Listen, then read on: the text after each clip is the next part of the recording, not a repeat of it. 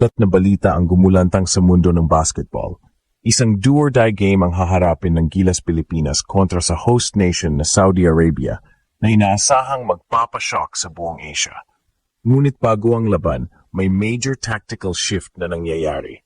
Direktang mensahe ni Coach Tim Cone na hindi na pwedeng umasa sa never say die.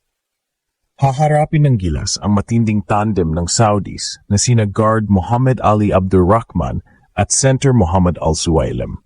Ang mananalo ay sasalubong sa two-time defending champion na Australia sa quarterfinals. Walang bukas, walang itrasan. Handa na ang Gilas na gulantangin ng mundo. Ito na.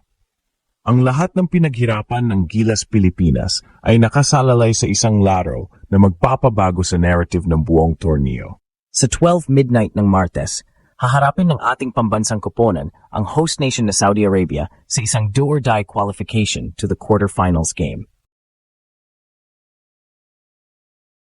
Ngunit bago ang napakahalagang laban na ito, may isang critical na mensahe si Coach Tim Cone na tiyak na magpapabago sa diskarte ng Gilas. We do need to get off to a better start, mariin niyang sinabi. We don't want to rely on never say die all the time.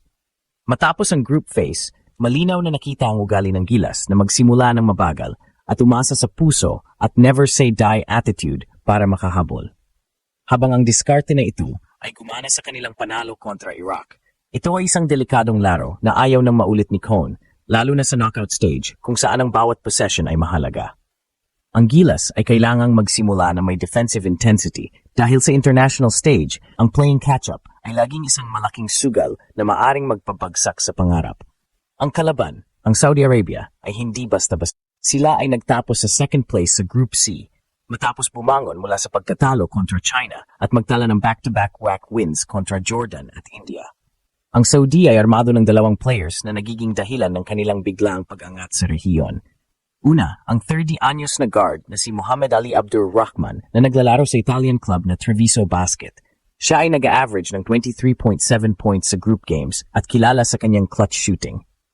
Ang ikalawa ay ang kanilang 6'9" center na si Muhammad Al-Suwailem na nagtala ng 14.7 points, 12 rebounds at 3.0 blocks.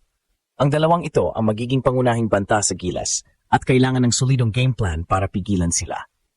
Hindi ito ang Saudi Arabia na madalas nating makaharap. Ito ay isang mas determinado at mas delikadong kupoponan na naglalaro sa sarili nilang teritoryo na puno ng pressure na gawin ang imposible. Kaya, ang tanong ay, handa na ba ang Gilas na gulantangin ang mundo at mag-survive sa pressure na ito? Ngayon ang tanong ay, paano haharapin ng Gilas ang matinding hamon na ito? Sa panig ng Gilas, ang diskarte ay nakasalalay sa kanilang depensa at sa matchups na tiyak na magiging dahilan ng konsumisyon sa kalaban. Ang 30-anyos na guard ng Saudis na si Abdurrahman ay isang scoring threat na kailangang bantayan. Marahil ay si Chris Newsom ang magiging pangunahing defender sa kanya, lalo na dahil sa kanyang quickness at defensive instincts. Ngunit ang Gilas ay may deep pool ng defenders na pwedeng i-deploy tulad ni na Calvin Oftana, Scottie Thompson at maging si Dwight Ramos. Ang pagpapalit-palit ng defenders ay maaring maging susi para pagurin si Abdurrahman at limitahan ang kanyang produksyon.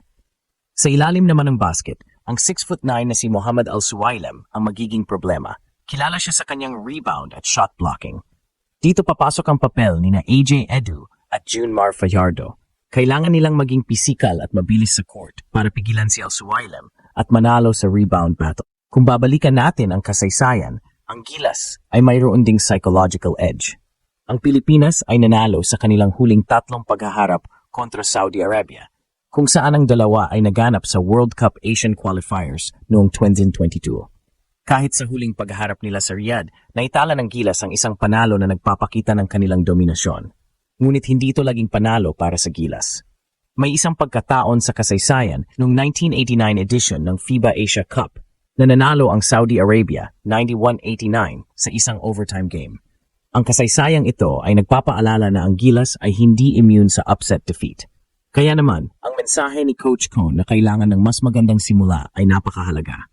Ang Gilas ay kailangang magpakita ng defensive intensity mula sa unang segundo, hindi lang umasa sa kanilang puso para makahabol sa huling bahagi ng laro. Sa harap ng home crowd ng Saudi, ang matinding simula ay magiging susi para manalo at tuluyan na mag-move on sa next round. Ang laban na ito ay hindi lang tungkol sa Gilas at Saudi Arabia. Ito ay tungkol sa pangarap na gumawa ng ingay sa buong mundo. Ang mananalo sa do-or-die game na ito ay sasalubong sa two-time defending champion at ang powerhouse ng FIBA Asia Cup, ang Australia. Ito ay isang napakalaking hamon, isang massive task na ayon na rin sa mga eksperto. Ngunit para sa Gilas, ang pagkakataon na makaharap ang Australia ay isang pangarap na gusto nilang maabot. Sa group stage, nakita natin ang ilang kakulangan sa laro ng Gilas, tulad ng slow starts at inconsistent offense. Ngunit sa kanilang huling laro kontra Iraq, nagawa nilang manatiling within striking distance sa kabila ng ilang deficits sa unang quarter at nagawa nilang lumaban para manalo. Ipinakita ng Gilas na kaya nilang manalo sa ilalim ng pressure at ito ang magiging pinakamalaking asset nila sa laban kontra Saudi Arabia. Ang laban na ito ay isang testamento sa pagbabago ng Gilas. Ang team ngayon ay may bagong sistema sa ilalim ni Coach Tim Cone at ang bawat manlalaro ay handang mag-step up. Ang pagkakabalik ni Dwight Ramos at ang presence ni Justin Brownlee ay nagbibigay ng firepower sa team. Ang pagangat ni Junmar Fajardo at AJ Edu ay nagbibigay ng solidong presensya sa ilalim. Ang lahat ng ito ay magiging mahalaga sa laban kontra Saudi. Ang laro na ito ay isang malaking pagkakataon para sa Gilas na patunayan sa buong Asia na sila ay handa na bumalik sa tuktok. Ang buong bansa ay nakatutok, nag-aabang sa bawat galaw, bawat tres at bawat depensa na gagawin ng Gilas. Ang laban na ito ay isang malaking pagkakataon para sa Gilas na patunayan sa buong Asia na sila ay handa na bumalik sa tuktok. Kaya naman, mga kababayan, panahon na para ibigay natin ang ating buong suporta. Ipakita natin sa mundo kung gaano kalaki ang puso ng Gilas. Ito na, mga kababayan, ang pinakamalagang kabanata sa kampanya ng Gilas Pilipinas sa FIBA Asia Cup. Ang do-or-die matchup kontra sa host nation na Saudi Arabia ay hindi lang isang laro. Ito ay isang testamento sa tibay at determinasyon ng ating pambansang koponan. Mula sa mensahe ni Coach Tim Cone na kailangan ng mas magandang simula hanggang sa pagharap sa matinding tandem ni na Abdurrahman at Al-Suwailem, bawat aspeto ng laban ay puno ng tensyon. Ngunit sa gitnang lahat ng ito, mayroon tayong isang malaking dahilan para maging kumpiyansa. Ang puso ng Gilas.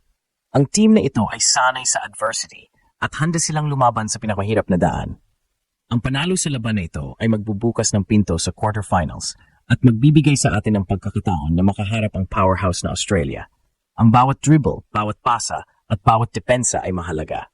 Ang Gilas Pilipinas ay hindi lang isang koponan, ito ay ang pangarap ng bawat Pilipino. Ang journey na ito ay isang pangarap na ating sabay-sabay na isinusulong at panahon na para ipaglaban natin ito hanggang sa huli.